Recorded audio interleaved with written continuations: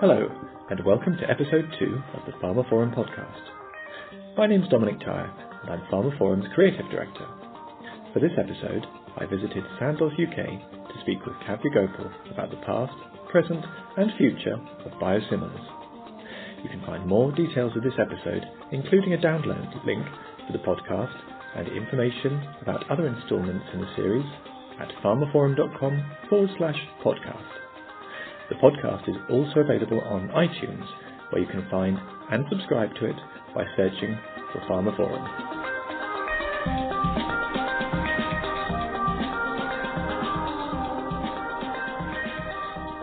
Today I'm here at the UK headquarters of Sandoz to speak to the company's Kavya Gopal about the current state of play in biosimilars. Kavya, welcome to the podcast. I wonder if we could start perhaps by letting yourself introduce yourself. Sure. Thanks, Dominic. So I'm Kavya Gopal. I am the head of the specialty business for Sandoz UK and also chair for the British Biosimilars Association. I've been in post for about a year now, but have been actually with the organization for some 14 years and quite some time in the biosimilar space as well, mainly on the commercial side. Okay, so biosimilars are a hugely exciting topic, I think, for a number of people in the industry. For anyone that's maybe coming to this topic new, how would you define a biosimilar, just to set the scene? Sure. So first, I think we need to understand what a biologic medicine is. So most people are familiar in some way with biologic medicines because they tend to be injectable products, and they're usually monoclonal antibodies, etc. They're very complex agents. So once you know what a biologic medicine is, then you can easily understand what a biosimilar is. A biosimilar is essentially a version of the biologic medicine with the same efficacy and safety that is demonstrated in clinical studies as the biological medicine. However, it is not the exact same product as a biological medicine. It is highly similar. That is how regulatory bodies describe it. But essentially, when it is given to a patient, it achieves the same benefit to the patient in terms of efficacy and safety. You mentioned you've been in your current role for just over a year now. But in terms of biosimilars, when did they come onto your radar, and how have you seen the market develop since then? So biosimilars in Europe have been around for many years. So the first biosimilar that was approved and launched was actually a Sandoz product over 10 years ago. It was Omnitrope. It's a somatropin biosimilar. It's for growth hormone deficiency. So they've been around for quite some time, and Europe has been quite advanced in terms of its approval processes, etc., in biosimilars, and has a lot of experience to date with biosimilars.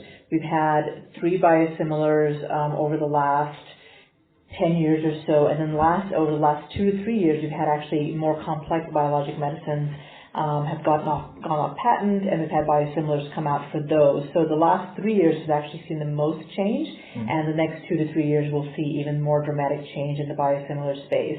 Europe is definitely far ahead of the curve on biosimilars compared to the U.S., where we have much fewer number of biosimilars approved. I believe it's 12 approved in the U.S. versus 44 in Europe so far. So the evolution was slow in the early stages, partly because of the number of products that could be commercialized based on patents and so on. But in the last 3 years, as I mentioned, we've had major products that are highly used by the NHS and by patients come to market as biosimilars. Mm-hmm. And so as this rate of evolution within biosimilars picks up, and then we all expect it to continue to accelerate going forwards. What have been the key learnings at Sandoz about biosimilars, perhaps from a policy perspective? Sure.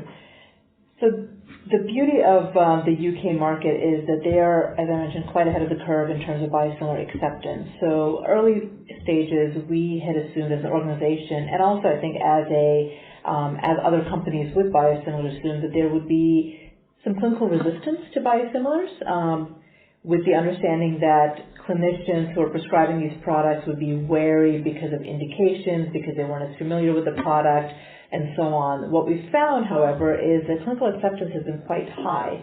In the spaces that we've had biosimilars come to market, which has been in gastroenterology, in rheumatology, and in oncology, it has been very quick over the last 3 years, but you can definitely see the change from the first biosimilar to the latest biosimilar and how quick the uptake has been. So that acceptance has been growing over time. The comfort level of clinicians has been growing over time, and with patients as well. Overall, the NHS accepts biosimilars and sees them as a valuable tool in terms of helping manage budget and increasing access for patients.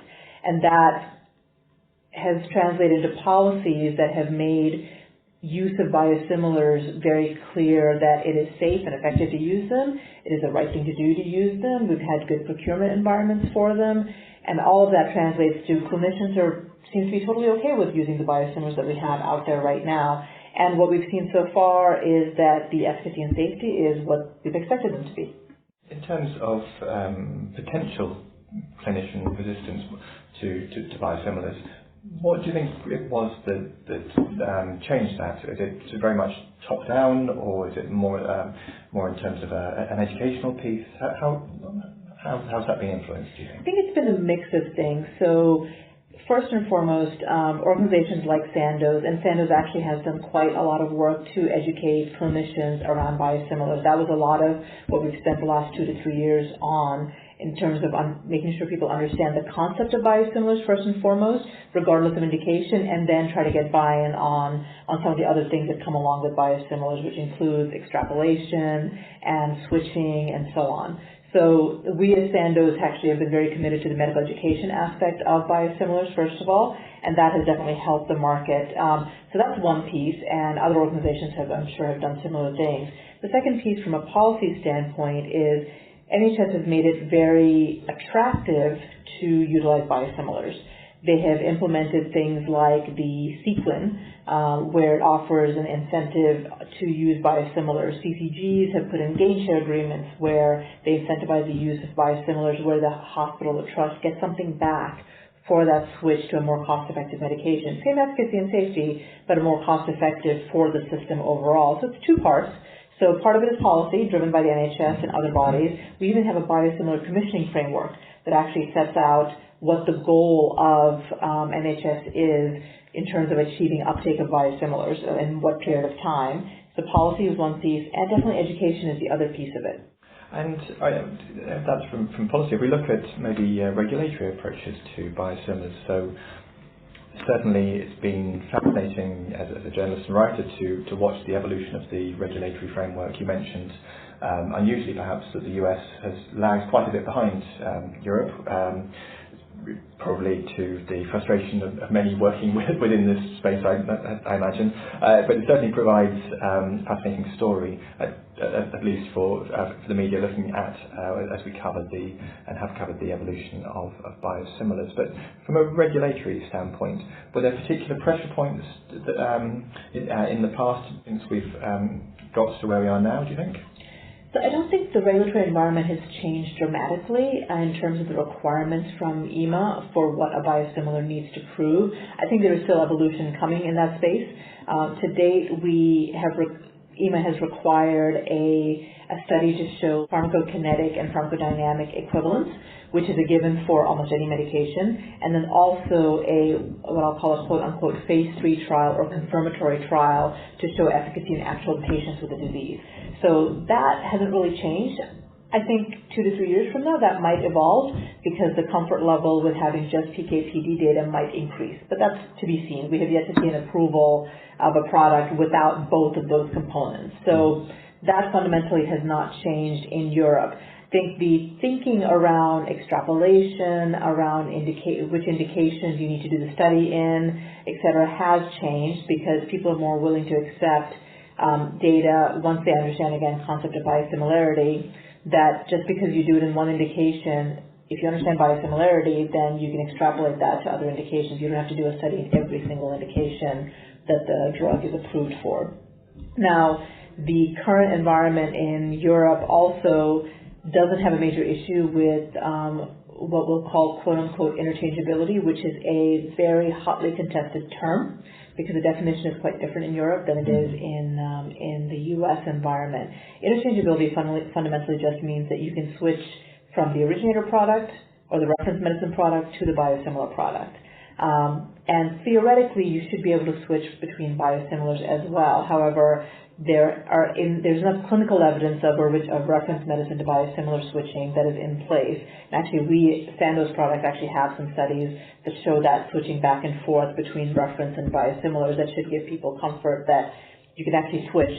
You don't have to just do new patients on drug. You can actually take a patient who is currently on the reference medicine, switch them to a biosimilar and not have any issues. Mm-hmm.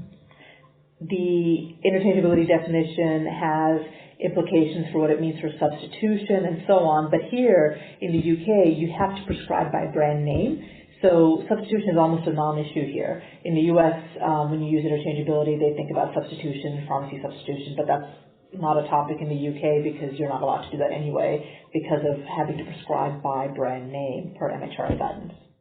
And you mentioned that there have been studies conducted on originator products to biosimilars. Have there been to date studies on moving from one biosimilar to another? And do you think we might see more of those? Sure. I think that is the open question right now, and when will we see it? It's not a question of if, it's a question of when exactly will that come. Some of that depends on the opportunity of the market dynamics. So biosimilar to biosimilar switching is not something that's regulatory required. So it's really something from a real world evidence standpoint that will have to come through the market experience. We will see it from registries. We will see it in certain countries where the likelihood of switching from one biosimilar to another biosimilar wholesale is much higher. So you take an example like the Nordics. Nordics is a tender environment where they allocate one product. One product wins all in terms of the tender.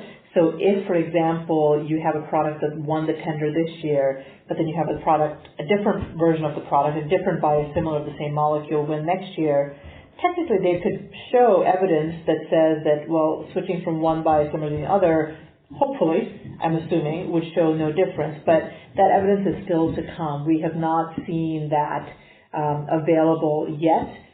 It is not coming from companies specifically because we follow what we need to do from a regulatory standpoint, but it will come from real-world evidence, like I said, from the registries and from other markets where that tender dynamic, et cetera, makes that switching and monitoring much simpler to manage than in a market like the UK. Mm-hmm. But it will come. I expect, honestly, to start seeing some evidence or something about it by the end of this year, early part of next year, with at least one of the biosimilars, just because that's what I'm hearing in the marketplace now. So perhaps from a regulatory standpoint, are there any more questions, do you think, that regulators have about biosimilars? But equally, is there anything that you'd like to see regulators do within the space? Mm. So I think there's, from a regulatory standpoint, even though it's not exactly a biosimilar they've been dealing with different variations of biological medicines for a long time. Even the reference medicines have had variations over time. What some people may not understand is that because of the nature of a biologic medicine, every single small change to your manufacturing process, et cetera, technically creates a biosimilar, with the reference medicine. So regulatory bodies and patients and clinicians have been experiencing biosimilars for quite some time.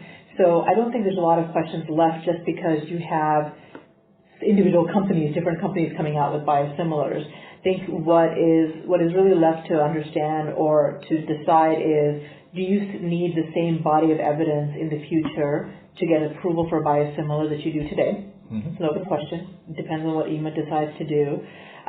What is the ultimate market going to look like in terms of use by indication? So what we've seen in the UK is certain specialties have adopted biosimilars much more easily and much faster than other specialties. So how long will it take for those to move, and why haven't they moved? So these are just open questions that need to be addressed.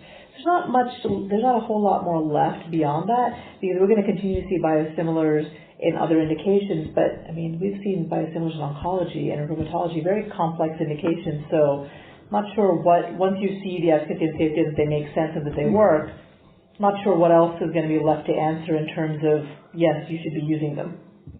So in terms of the regulatory approaches, of course, we've been speaking a lot so far about the EMA and just taking a regional European process.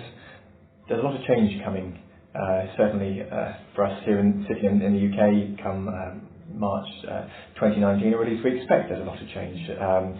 You almost always have to preface any question that even touches on the subject of Brexit with, we don't quite know what's going to happen next, and we're not sure at the moment, we're not sure anyone quite knows what's going to happen next. That said, what's going to happen next in terms of biosimilars, do you think? My crystal ball says no. So with Brexit, the challenges and some of the concerns that are there is today with the UK being under EMA, the UK gets access pretty much first to biosimilar medicines, in the sense that we're able to launch in the UK first because of the pricing and reimbursement setup that we have in the UK. So the advantage is that UK patients, UK clinicians have access to a lot of these biosimilars before a lot of other markets do that have to wait on pricing and reimbursement. So when we're not under EMA anymore, well, what do we wait for in order to get approval for the UK market? That's an open question. How MHRA chooses to align itself, are they going to align themselves with EMA or FDA guidelines or something else altogether, is also a concern, because right now we're working under EMA guidance. If MHRA decides to do something different, then does that mean that we have to do studies specific to MHRA, which means that from a cost and investment standpoint, companies potentially could think twice about, what do I want to do for the UK market if I have to do something completely different for such a small market relative to all of Europe, right? I can cover all of Europe with EMA with one set of studies, but now I have to do something completely different for just the UK market. Is that something I want to invest in from a long-term standpoint? And that should be a concern for all of us, for not just biosimilars, but any pharmaceutical medicine coming out over the next couple of years. And the last piece is, from an availability and access standpoint of drugs coming into the country, a lot of products, not all products, but a lot of companies and products have release sites in terms of quality release and so on outside of the UK. What are the regulations going to be in terms of quality release and so on, and getting drug actually into the UK market? Are we going to face delays in terms of customs, in terms of different requirements from a quality standpoint? Are we going to have to require quality release in the UK? These are just very tiny, they might seem like tiny logistical issues, but they have massive implications on timing and resources that are necessary to make something available for the UK. So we don't know what's going to happen with Brexit, but until we know, these are things we're worrying about right now. I know, certainly no end of questions, I think, when you delve into any specific aspect of the pharmaceutical industry. So watch the space now and see how it comes on. There's also a lot of concern around what it might mean for the timing of product launches within the UK compared to the rest of Europe. At Sandoz, do you have any sense on how you would view the UK post-Brexit in terms of new biosimilars launches? Sure. As I mentioned before, the timing, right now we have the advantage in the UK, but if different work is required that we can't parallel path in some way, I think the timing is going to be impacted. But I think that's something we can manage through. I think the bigger question is the UK as a market for us to invest in over time, and how is that going to change for any pharmaceutical company overall. The UK is a hub for innovation, it's a hub for clinical research. So there's a lot of things that happen in the UK where we have great thought leaders and so on, that we want to have access to our medicines because they understand the space, they understand therapeutic areas, and they have an influence on the broader community. And honestly, the UK, from an NHS standpoint, they do some really good work from a policy standpoint that other countries can learn from. So the UK, I think, will always be an example country, a very positive example country, especially for biosimilars. However, if it comes to the point where we have to do something very different for MHRA and for the UK market, I think any company would look at it and say, okay, well, what is it worth for me to invest and do that something different for my medicine just to get launch in the UK compared to other countries in Europe and so on. Part of the Brexit discussion is about the investment, but linked to that is also how the UK chooses to deal with its procurement, how NHS chooses to deal with its procurement strategy. And how do we make the market sustainable for the long term in the face of Brexit, in the face of cost pressures and all of those things. So with or without Brexit, procurement strategy is an issue that we have to think about, because for a biosimilar medicine, think about where we have multiple players coming in. Now, we want to have continuity of supply. We want to have something that's sustainable so patients continue to have access to those biosimilars. But we're going to wait and see what happens, because with every biosimilar that's coming, NHS is looking at it and rethinking what they need to do and might be doing things differently product by product. We've obviously shared feedback suggesting that what our opinions are in terms of achieving sustainability in the market, but all of it is about competition. I mean, think about why the NHS is getting the savings from biosimilars. It's because biosimilars are giving competition to the reference medicine, to the originator biological medicines. So we want to make sure we keep that competition going at a level, though, that makes it worthwhile to continue to invest in the UK market for any company. So in picking up on that point then, in terms of competition and pricing, I imagine when you look at biosimilars, it would appear to be that one of the main points of differentiation compared to the reference product certainly is the prices, the saving and the cost saving that they're able to allow different healthcare systems to make, potentially to then free up resources to go into other new innovative medicines and other parts of the healthcare environment.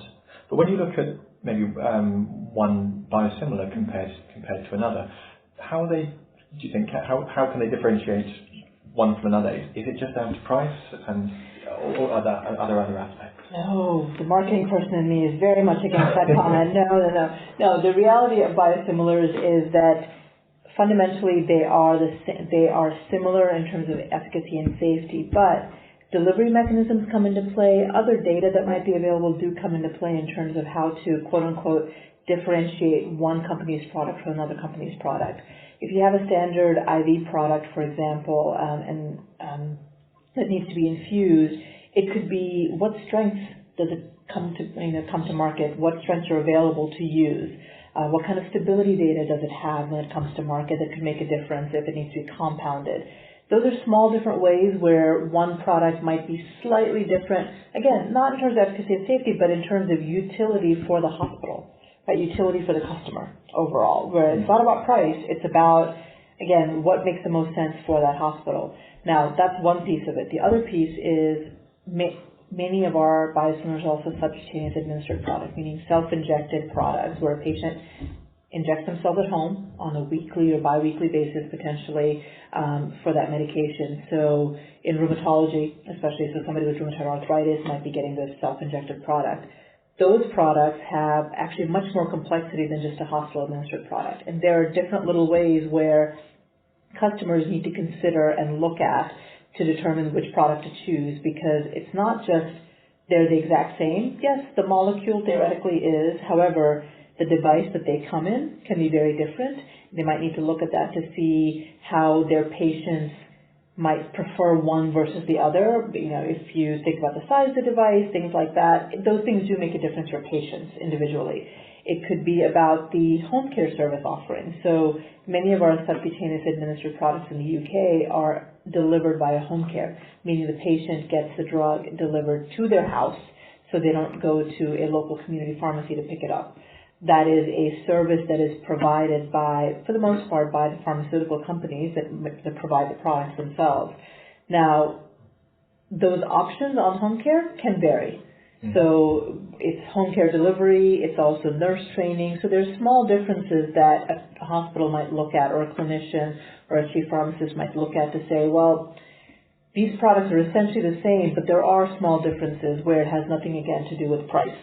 It's about the product that the company is making available, the SKUs, the devices, some of the service offerings that do come into play in the decision. Yes, price is a big factor because you want to get the most savings that you can, obviously. So you want to pick a cost-effective choice. But let's be honest, all of them are going to be cost-effective on some level, depending on your baseline that you're looking at. If your baseline is a reference medicine, any biosimilar is going to be cost-effective compared to the reference medicine. But how you make that choice is going to depend on what data, not clinical data necessarily, but what data about the product, like I said, stability data, method of administration, the device, and so on. Those do end up making a difference to customers because ultimately they don't want to have more work on their plate than they have to when making that change from originator or reference medicine to a biosimilar. Mm-hmm. And moving on to market access, so market access falls within your current remit, of course, and we know certainly when you come to adalimumab biosimilars, I'm particularly glad I can say the generic name there. I don't get quite enough practice on those. When those biosimilars come through October the 16th, I think, if my memory serves right, that the NHS Commercial Unit, the new body, will be looking at that and taking more of a procurement, it seems, standpoint to that. Could you tell me a bit about market access within biosimilars, perhaps how it changes from traditional market access routes, and also how it's evolving at the moment? Sure. So for biosimilars, the majority of the UK operates under framework tenders. So what that means is that we contract with the NHS to be on a set of products that are being offered at certain price points. So technically, a hospital can pick and choose any product that's on that tender, on that framework tender. That's quite different from what the quote-unquote generics world looks like, where you get one choice of product. Hospitals, for example, for typical hospital products like antibiotics and so on, tend to have sort of winner-takes-all tenders, where one product, one company gets the award, and that's the only one that you have the choice of. Pretty much all biosimilars are on a framework, so clinicians have a choice. Now, that choice, as I was mentioning before, can be driven by many things. It doesn't just have to be about price. And that's why the framework actually makes sense, because there might be different little things that make a difference to a clinician or to a hospital. And that's really all the market access is, because the beauty of the NHS is that patients don't have to pay for anything. The clinicians, once they make the choice, they just have to prescribe, and they can access it from wholesalers, from home care companies, and so on. Market access, though, for biosimilars is also about all the policy stuff in the background that the NHS is driving. NHS England, Scotland, Wales, Northern Ireland, everybody has a slightly different take on how they view biosimilars. But fundamentally, they all have sort of commissioning ideas about biosimilars and where they think biosimilars should be in terms of adoption. So the market access overall is driven by a need to accelerate biosimilar adoption. I mean, if you look at NHS England, we have medicines optimization dashboard, which actually looks at biosimilar uptake at a trust level for each biosimilar to see where they're at. It's actually really interesting because you can look across the board and see where in the country you have the fastest biosimilar uptake for the different biosimilars that are out there. Mm-hmm. And you start to look at it where the average across the country for products is somewhere in the 70 to 80% range, and then you start looking at trusts that are above and below that, and you start wondering, well, why are they above and below that? The environment's the same, so why would they be above and below? And that's actually a tool for the NHS. Again, I look at it as falling under market access. It's a tool for the NHS to look at and say, well, why am I not optimizing, as the dashboard says, why am I not optimizing biosimilar use where I've got a little bit, but why don't I have more? What is going on behind that as well? It's still about giving choice to the clinician, which is why we have the frameworks, but the optimization dashboard is looking at overall biosimilar uptakes. Regardless of which biosimilar you're using on the framework, if you have a low biosimilar uptake, I would question, why is that the case? Why have you made that choice, and why aren't you choosing to make the most of the cost-effective choice? I mean, certainly not least by putting the medicines optimization dashboard in place, and through other initiatives, the direction of travel from the NHS would be clear in terms of what they're looking to see from biosimilar uptake, and yet we still see that there's quite substantial local variations think it's fair to say. Is there much, do you think, that the governments can be doing to improve that situation, and is there a role for a company like Sandoz? So the biosimilar uptake variation, I think, for the last 2 or 3 years has been quite significant, but I think it's also has been a time of learning for a lot of trusts. We have never had a situation, as we're going to be coming up with soon, where several biosimilar players have come into the market at the same time for one single product. It's always been a bit staggered. So if you look at some of the products that have come in the last year, for example, trusts and hospitals, clinicians even, have chosen to wait because they wanted to have that choice of, well, I want to see what the other biosimilar is before I commit to the first biosimilar, which is understandable on some level. So that's partly what's driven the variation as well. However, most places have gone through a biosimilar transition at this point in time. And so when it comes to the next biosimilar that's coming towards the tail end of this year, then everybody has learned from that initial experience and they know what they need to adjust and change within their own trust and their own processes to achieve the best uptake possible. So I do think we will see faster uptake the later we go, but it also is dependent on how quickly patients accept, because you do need patient consent to be able to change over from their reference medicine to the biosimilar medicine. How quickly services like home care can adapt and make that switch for them. For a hospital, if they want to move, 500 patients, it's not easy to make that change, but how quickly can a home care company deliver that change? These are all things that are going to come into play. Now, from a policy standpoint, I think NHS is doing everything they can to push it towards the uptake that they've seen over the last 2 years. And like I said, it's in the 70 to 80% range. So how quickly can they get it there it's on the radar screen for them significantly, because for them, they want to maximize that one-time savings for, as you said, for the one product that's basically the biggest spend in the NHS. They want to get the most out of it. Now, the way they're approaching it is, because it's an unusual situation of a lot of companies coming at the same time, they are potentially doing something different with their procurement setup, with their tender setup. So we're waiting to see what exactly that's going to look like. But for currently existing biosimilars, there's a certain process. There's tranche A, tranche B, different regions get different timings and so on. For this next product coming, it's going to be basically starting from scratch and a new process, whatever that is, for a certain period of time, and then we'll see. Now, that's what I've been hearing. Haven't seen the details yet. My understanding is that it's gotten sent quite senior up the chain to get the endorsement for how to move forward with it and give direction to the hospitals and to the trust. The great thing is that there's actually been a lot of work by the RMOCs lately, especially in the last couple of weeks, where they've provided very clear, almost directive guidance to hospitals saying, these are the steps you need to be looking at to be prepared for this next biosimilar that's coming. So make sure you have all your ducks in a row, and they've literally listed out things that they need to be considering to be ready to go when the day comes when you have those biosimilar choices. One of the ways that industry can help, obviously, in this situation is doing work like Sandoz has done with the Cancer Vanguard. So the Cancer Vanguard was the result of a joint working project with 3 different cancer institutes to look at how we can improve biosimilar uptake, what are the things that a hospital needs to look at for adoption of biosimilars, literally going through it almost like a checklist saying, do your clinicians understand biosimilars?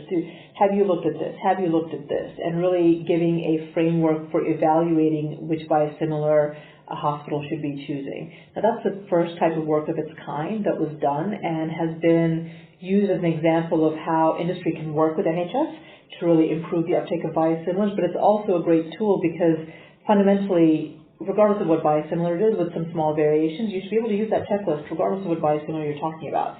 So it's one of the ways where industry can support the NHS in getting to their ultimate goal of achieving fast, rapid, and high biosimilar uptake. I'm sure more examples like that will come forward, but for an organization like Sandoz, that partnership with the NHS is really important because we're all in it together. We're all trying to achieve the same thing, in a sense. And I think if we have tools that we feel are useful for the market, we'll make them available to the market. Mm-hmm. And we've touched a little bit on the role, particularly with the adalimumab biosimilars that will be becoming available certainly in the UK and Europe towards the end of this year. But the role of the NHS Commercial Unit. As a company, have you had many dealings to date? It's quite a new area, part of an initiative for the NHS. Have you had many dealings with it to date?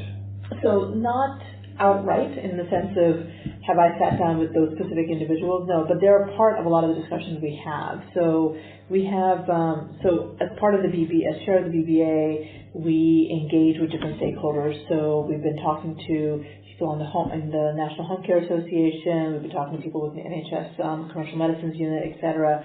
But we're also part of, I also sit on the National Biosimilar Medicine Program Board, which has people from the NHS involved in that, such as Keith Ridge and so on. Now, all of that leads into providing input into what the Commercial Medicines Unit and the commercial arm really is trying to do for adalimumab. So my objective is to basically feed in as much information as possible on our past experience and what we've seen in the marketplace to make sure that whatever setup they choose to implement is going to work for everybody who's a player in here to make sure we get the best uptake possible. So we interact with them, we offer input where we can, and waiting to see what happens. Mm-hmm. And it certainly feels with a lot of the biosimilars that there's a cumulative process happening, both in terms of regulators' knowledge and their position of comfort with these types of medicines, but also prescribers as well. You mentioned that with some biosimilars coming through, there's been a certain sense of wait and see to have more evidence come through on those. Yes. Thank you. You got it. Biosimilars coming through. It feels like there's going to be quite a tipping point for patients, prescribers, and payers once that process is worked out. Mm-hmm. What do you think will be the ramifications of that on those fronts? So I think with adalimumab, there's some similarity with etanercept, just because it is a device-administered product. So hospitals and trusts who have gone through the switch process for etanercept will probably feel a bit more comfortable with adalimumab. Having said that, though, adalimumab is also entering new therapeutic spaces that haven't had to have devices in terms of biosimilar switches and so on happening. So gastroenterology, for example, has biosimilar experience, but not with a device biosimilar, or a biosimilar that has a device associated with it, for example. So we'll have to wait to see how that changes. And then with dermatologists, we haven't seen the uptake that we had with dermatologists, for example, with biosimilars to date. So to your point, yes, there's learnings, and yes, we expect strong biosimilar uptake for adalimumab as well. There's still some open questions on what is going to be the acceptance and how quick are some of these other groups that don't necessarily have that initial experience, and how that's going to look over the next 6 to 12 months or so. There might still be some, maybe not clinically led challenges, but just trying to get them on board with the process, and because they're not used to it, right? This will be the first time some of these people are going through this type of process, so that could take some time.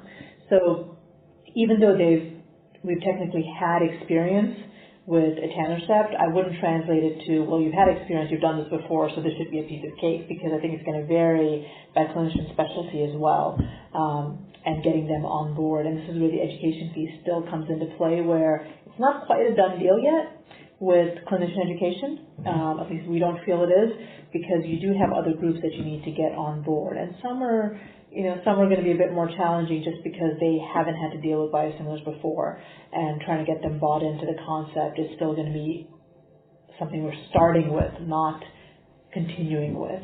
Having said all of that, I think with any biosimilar, I think you have to look at them individually. I would love to say that once you've got one biosimilar sorted, then you've got every other biosimilar sorted. It's honestly going to vary.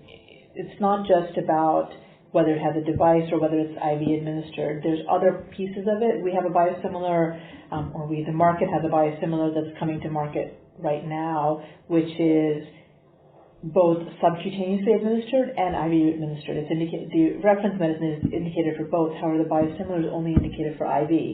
So how do you manage that? So I think you have to look at each individual biosimilar separately to say, okay, well, what is specific about this that's different from the other ones, and how do we address those differences? We know how the basic stuff should work, but every single one of them is going to have its own unique challenges. At some point in the future, we might have a biosimilar for a medicine that's not NICE approved or NICE endorsed. What do we do with that? And that's things like that are things that will come up in the future. And we'll work through them. Everybody is incentivized, quote unquote, to make biosimilars work for the market, so we will find a way through those too. It's just keeping an eye out for what those differences are ahead of time so you can address them before it's too late to take advantage of that cost-effective biosimilar. Well, I think that brings us nicely to the end of this episode of the podcast. But Kavya Gopal, thank you very much for your time. It's been a fascinating discussion. Thank you very much. And that's it for this episode of the pharmaphorum podcast. I hope you enjoyed my chat with Sandoz UK's Kavya Gopal on the biosimilar landscape. You can find more details of this episode, including a download link to the podcast and information about other instalments in the series at pharmaphorum.com/podcast. The podcast is also available on iTunes, where you can find and subscribe to it by searching for pharmaphorum. And don't forget to visit our website to sign up for daily or weekly email pharmaceutical news and analysis bulletins. And follow us on Twitter, where we are @pharmaphorum. Thanks for listening, and we'll see you next time.